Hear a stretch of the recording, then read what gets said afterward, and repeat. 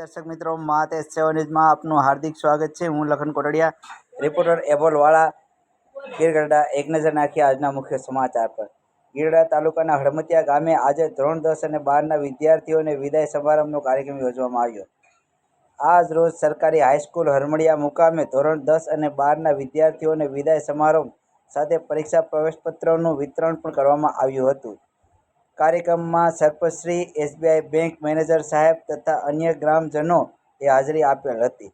આચાર્ય શ્રી ભૂતિયા સાહેબ દ્વારા પરીક્ષાલક્ષી માહિતી સાથે પરીક્ષા તણાવ દૂર થાય તે માટે પ્રેરણા આપવામાં આવી હતી।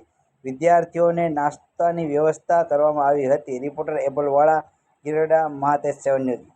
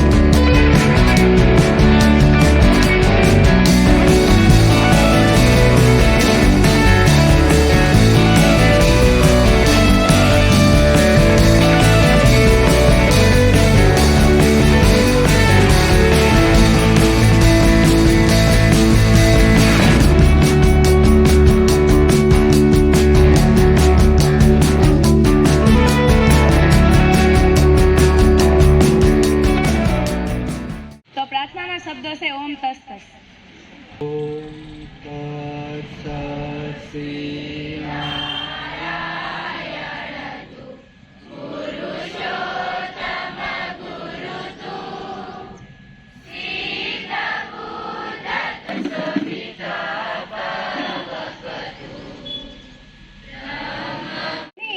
ઘણું સ્નેહ, ઘણી લાગણી આપી, હું લપસું એ પહેલા જેણે મને સ્વાંગળી આપી।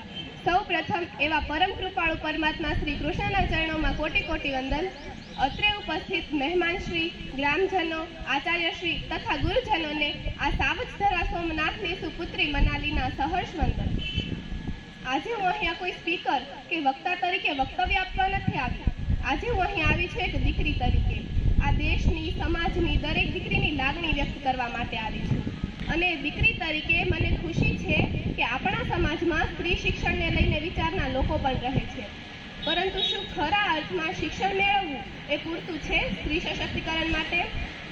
નો ડાઉટ આજના એરામાં એજ્યુકેશન એક મોસ્ટ ઇમ્પોર્ટન્ટ ફેક્ટર બની ગયું છે। કોઈ પણ વ્યક્તિને કાંઈ सुना है आंगन और सुना है मन, गुरुवर ना जाओ यही कहती है धड़कन। सुना है आंगन और सुना है मन, गुरुवर ना जाओ यही कहती है धड़कन। हम छोड़ के जाओगे, हम सबको रुलाओगे, यादों के मीठे पल हर दम याद आओगे। प्यारी गुरवाणी है, बड़ी ही सुहानी है, आज है विदाई गुरुवर, आंसू की रुवानी है।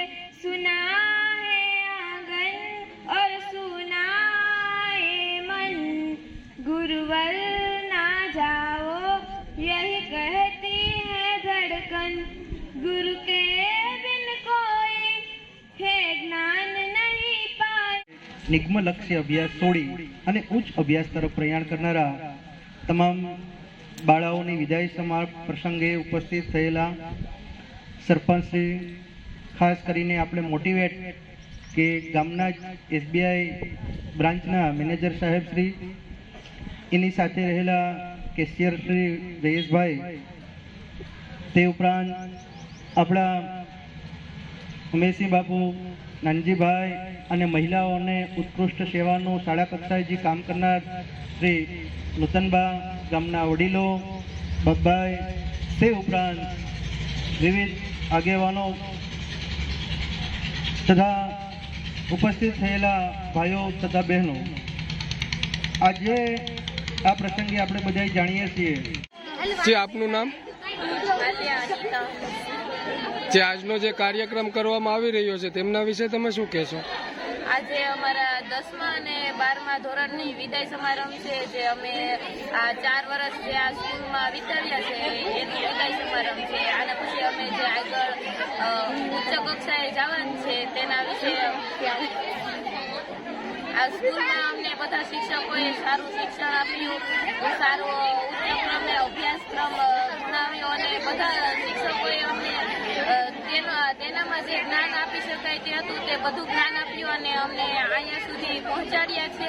ધોરણ 10 અને 12ના વિદાય સમારંભમાં બધા શિક્ષકોએ વિદાય સમારંભનો બધો પ્રારંભ કર્યો છે ને 9 થી 12 ધોરણમાં જે અમે 4 વર્ષ અહીંયા વિતાવ્યા છે તેમાં તેમણે અમને ઘણું પ્રોત્સાહન આપ્યું છે અને બધા વિષયથી માટે બધા વિષય પર તેણે અમને પૂરતું જ્ઞાન આપ્યું છે.